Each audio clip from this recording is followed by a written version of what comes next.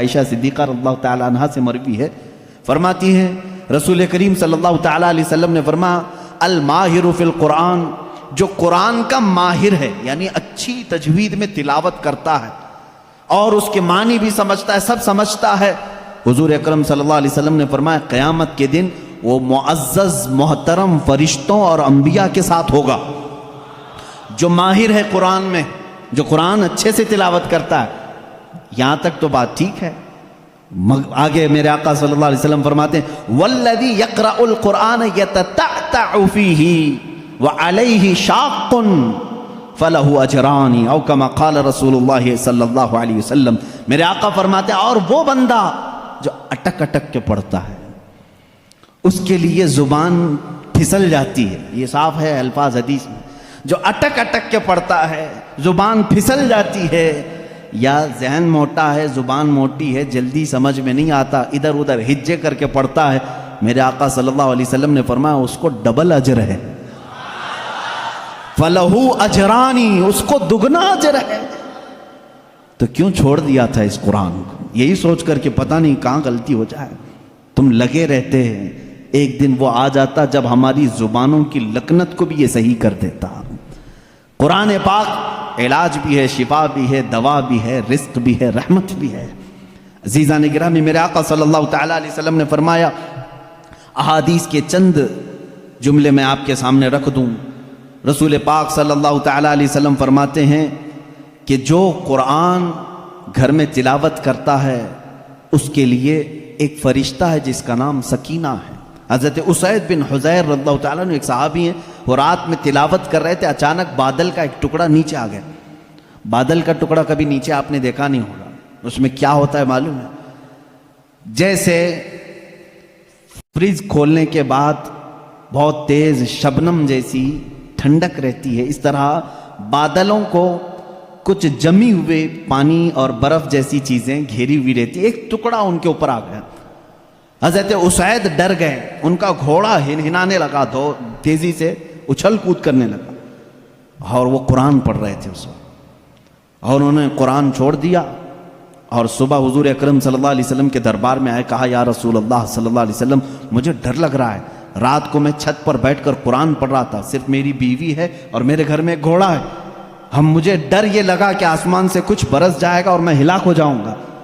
بادل کا ٹکڑا یہاں تک آ گیا تھا، سر تک آ گیا تھا، اور میرا گھوڑا بھی دیکھ کر کے ہنہنانے لگا، اچھل کود کرنے لگا، یہ کیا معاملہ ہے؟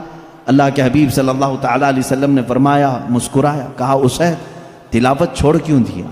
اور پڑھتے رہتے ہیں، اس لیے کہ وہ فرشتہ ہے جسے قرآن سننے کا بہت شوق ہے۔ السلام علیکم ورحمۃ اللہ وبرکاتہ، امید ہے آپ سب خیریت سے ہوں گے۔ میرے عزیز بھائیوں اور بہنوں، آج کا بیان ایک ایسے خواب کی تعبیر ہے جو ہر مسلمان کے دل میں ہے، اور وہ ہے جنت میں داخل ہونا۔ ہم سب کے دل میں یہ خواہش ہے کہ اللہ تعالی ہمیں جنت عطا فرمائے، لیکن سوال یہ ہے کہ اس تک پہنچنے کا وہ صحیح اور شاہی طریقہ کیا ہے؟ آج ہم اسی پر بات کریں گے، جیسا کہ حضرت مفتی سلمان اظہری صاحب نے اپنے بیان میں بڑے واضح انداز میں بتایا ہے۔ دوستو، جنت پانے کے لیے صرف خواہش کافی نہیں، بلکہ قرآن و حدیث نے اس کا پورا راستہ بیان کر دیا ہے۔ ایمان، عبادت، اخلاص، معاملات، یہ سب اس راستے کے زینے ہیں۔ حضرت مفتی صاحب نے بتایا کہ سب سے پہلا زینہ ہے سچا ایمان اور اللہ کے احکامات پر اخلاص کے ساتھ عمل، پھر آتا ہے نماز کی پابندی، قرآن سے تعلق، والدین کی خدمت، رزق حلال اور دوسروں کے ساتھ حسن سلوک۔ ہم اکثر سمجھتے ہیں کہ جنت صرف بڑے بڑے اعمال سے ملے گی، حالانکہ حضرت نے یاد دلا دیا کہ جنت کا راستہ روزمرہ کی چھوٹی چھوٹی نیکیوں سے بنتا ہے، جیسے سلام کرنا، کسی کی مدد کرنا، دل نہ توڑنا، والدین کی دعا لینا اور چھوٹے چھوٹے صدقات دینا۔ یہ سب اعمال جمع ہو کر بندے کو اللہ کی رضا کے قریب کر دیتے ہیں۔ مفتی صاحب نے اس بیان میں یہ بھی واضح فرمایا کہ جنت صرف ان کے لیے نہیں جو عبادات کریں، بلکہ ان کے لیے بھی ہے جو اپنے اخلاق، کردار اور معاملات درست کریں۔ بندہ اگر اپنے دل کو صاف رکھے، حسد، کینہ اور بغض چھوڑ دے اور اللہ کے بندوں کے ساتھ انصاف کرے تو یہ سب جنت کے راستے کو شاہی بنا دیتے ہیں۔ دوستو، یہ بیان ہمیں یہ پیغام دیتا ہے کہ جنت کوئی دور چیز نہیں بلکہ ہر اس بندے کے قریب ہے جو اخلاص کے ساتھ ایمان اور نیک اعمال کی راہ اختیار کرتا ہے۔ اگر ہم دنیاوی کاموں میں محنت کر سکتے ہیں تو کیوں نہ آخرت کے لیے بھی محنت کریں۔ تو آئیے اب ہم سنتے ہیں حضرت مفتی سلمان اظہری صاحب کا یہ قیمتی بیان، جس میں وہ بتاتے ہیں کہ جنت میں جانے کا صحیح اور شاہی طریقہ کیا ہے اور ہم اپنی زندگی میں کون سی تبدیلیاں لا کر اس کامیابی کے مستحق بن سکتے ہیں۔ تو چلیے اس بیان کو شروع کرتے ہیں۔ جب بھی کوئی قرآن تلاوت کرتا ہے تو آسمانوں سے اتر آتا ہے، یہاں تک کہ میرے آقا صلی اللہ علیہ وسلم نے فرمایا فجر کی نماز میں آؤ، اپنے منہ صاف کر کے آؤ، اپنے منہ کی بدبو نکال کر کے آؤ۔ پوچھا کیوں؟ فرماتے ہیں میرے آقا صلی اللہ علیہ وسلم جب تم نمازوں میں قرآن کی تلاوت کرتے ہو کچھ ایسے فرشتے ہیں وہ اپنا منہ تمہارے منہ سے لگا دیتے ہیں، تو منہ کی بدبو نہ ہو، فرشتوں کو تکلیف نہ ہو، اس لیے کہ وہ قرآن سننے کے شوقین ہیں۔ جب تم تلاوت کرتے ہو تو وہ اتر جاتے ہیں اور تمہارے منہ سے اپنا منہ لگا لیتے ہیں۔ قرآن کی یہ برکت ہے میرے عزیزوں، دوسری کتابوں کے لیے کہیں ایسی فضیلت نہیں ملتی۔ یہ تو میں دائرہ اسلام میں موجود میرے آقا صلی اللہ تعالیٰ علیہ وسلم کی بتائی ہوئی حدیثیں آپ کو پہلے بتا رہا ہوں، میں پھر دنیاوی معاملات میں بھی آؤں گا کہ قرآن کہاں کہاں ہماری رہنمائی کرتا ہے۔ پہلے تو ہم اپنے دائرے میں دیکھیں، ہم چھوڑے ہوئے ہیں نا اس کو۔ اقبال نے کہا تھا وہ زمانے میں معزز تھے مسلمان ہو کر، آج تم خار ہوئے ہو تاریک قرآن ہو کر، آج تم خار ہوئے ہو تاریک قرآن ہو کر، قرآن چھوڑ کر کے ہی ذلیل ہوئے ہیں، باقی اور کوئی وجہ نہیں ہے۔ اللہ تبارک و تعالیٰ نے جو مقدس چیز تمہارے لیے اتاری پچھلی امتوں کو کبھی یہ چیز نہیں ملی، قرآن جیسی برکت کسی امت کو نہیں ملی جو امت مصطفیٰ صلی اللہ علیہ وسلم کو ملی۔ تورات آئی ہے، انجیل آئی ہے، زبور آئی ہے، سب کو معلوم ہے نا، آسمانی کتابیں آئی۔ جاؤ اے مسلمانوں ڈھونڈ کر کے لاؤ تورات کا ایک نسخہ جو موسیٰ علیہ السلام پر اترا تھا، ڈھونڈ کر کے لے آؤ انجیل کا ایک نسخہ کہ جو عیسیٰ علیہ السلام پر اترا تھا، زبور کا ایک نسخہ لکھ کر کے آؤ۔ آج وہ کتابیں ناپید ہیں، اور اگر ہیں تو اس میں اختلاف۔ خود عیسائیوں کے ہاں 4 قسم کی انجیلیں پائی جاتی ہیں، یہودیوں کے ہاں تورات اولڈ ٹیسٹمنٹ میں، یونان والوں کا الگ، فلاں جگہ کا الگ، جرمنی کے الگ، UK کے الگ، امریکہ کے الگ۔ جا کر کے دیکھو گے تو ان کے نسخوں میں الگ الگ تبدیلیاں ہیں۔ زبور نام کی جو کتاب تھی داؤد علیہ السلام پر، وہ کہاں ہے؟ اس کی کتنی آیتیں غائب، کسی کو نہیں پتا۔ لیکن دنیا میں اگر خالد ہمیشہ رہنے والی کوئی کتاب ہے تو قرآن مقدس ہے۔ تم جاؤ امریکہ میں بھی تمہیں یہی قرآن ملے گا جو سورہ فاتحہ سے شروع ہو رہا ہے، عرب میں جاؤ یہی قرآن ملے گا جو والناس پہ ختم ہو رہا ہو، ہندوستان میں آؤ یہی قرآن ملے گا جس کے درمیان میں سورہ کہف ہے۔ کہیں پر بھی جاؤ قرآن اسی طرح سے آج موجود ہے۔ تمہیں ڈرنے کی ضرورت ہے اے مسلمانوں، قرآن کہیں ضائع نہیں ہوگا، کہیں ضائع نہیں ہوگا۔ آج کچھ لوگ یہ سوچتے ہیں کہ قرآن کو ہم مٹا دیں گے، خاک مٹا دیں گے، خاک مٹا دیں گے۔ تم جیسے بہت آئے، تمہارے سے بڑے بڑے بلکہ سڑے سڑے بھی آئے، قرآن کا کچھ نہیں کر سکے، اس لیے کہ اس کے حفاظت کی ذمہ داری خود اللہ نے لی ہے۔ قرآن میں خود فرماتا ہے اِنَّا نَحْنُ نَزَّلْنَا الذِّكْرَ وَإِنَّا لَهُ لَحَافِظُونَ، ہم نے ہی قرآن کو اتارا ہے اور ہم ہی اس کی حفاظت کرنے والے ہیں۔ اب اللہ کے ذمے میں ہے، اسی لیے قرآن کی حفاظت کا ذمہ امت کو نہیں دیا گیا، ورنہ یہی حال ہوتا جیسے پہلے کی امتوں نے کیا۔ عیسائی علماء کیا کرتے تھے؟ امیروں کے لیے الگ آیتیں بتاتے تھے، غریبوں کو الگ آیتیں بتاتے تھے، پیسہ لیتے تھے، آیتیں بدل دیتے تھے۔ اگر امت کے حوالے یہ قرآن بھی چھوڑ دیا جاتا تو دنیا دار زر خرید مولوی وہ قرآن کو بھی بیچ دیتے ہیں، حکومت کو راضی کرنے کے لیے آیتیں بدل دیتے ہیں، لیکن اللہ نے امت کے حوالے نہیں رکھا، خود اپنے حفظ و امان میں رکھا ہے۔ قرآن کو کوئی بدل نہیں سکتا، لا تبدیل لکلمات اللہ، رب تعالیٰ خود فرما رہا ہے اللہ کے ایک کلمے میں بھی تبدیلی نہیں۔ خوف کس بات کا تمہیں؟ اس کی قرآن کی اتنی حفاظت کی گئی ہے کہ اس کے سارے الفاظ گن کے رکھ لیے گئے ہیں، ایک لفظ بھی اگر کم ہو گیا تو پتہ چل جائے گا یہ قرآن نہیں ہے۔ الفاظ تو دور کی بات ہے میرے عزیزو، اس کی صورتیں محفوظ ہیں، 114 صورتیں ہیں، اس میں ایک کم بھی نہیں ہوگی زیادہ بھی نہیں ہوگی. ہم یہ سب محفوظ ہیں.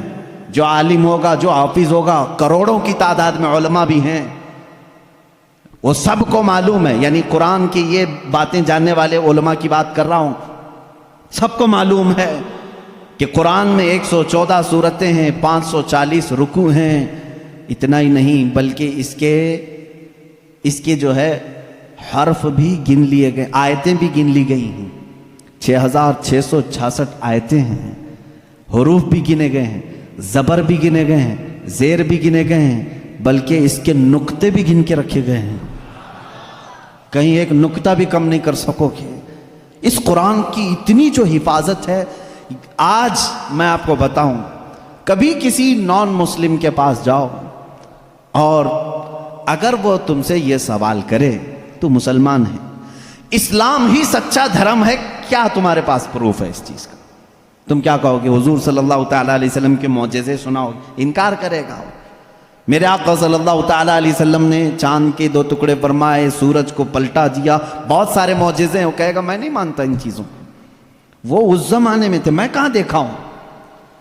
اگر تم اس کے سامنے اسلام کی عظیم فتوحات کو دکھاؤ گے، وہ کہے گا میں نہیں مانتا، یہ سب کہانیاں ہوں گی، ہمارے بھی بھگوانوں کے ذکر اس طرح سے کیے گئے ہیں، اسی طرح کی باتیں ہمارے پاس بھی موجود ہیں. ہر کوئی کہے گا.